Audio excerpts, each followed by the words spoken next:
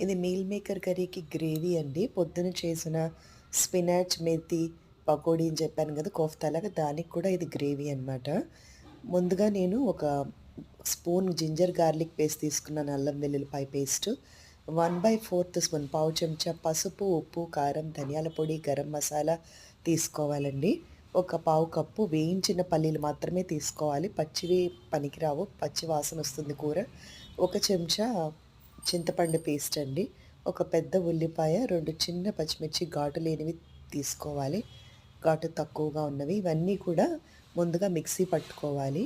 టమాటాలు 4-5 పడతాయండి మిక్సీ పట్టేటప్పుడు. ఉంటే కొద్దిగా పావు కప్పు పెరుగు కూడా అప్పుడే వేసుకోండి.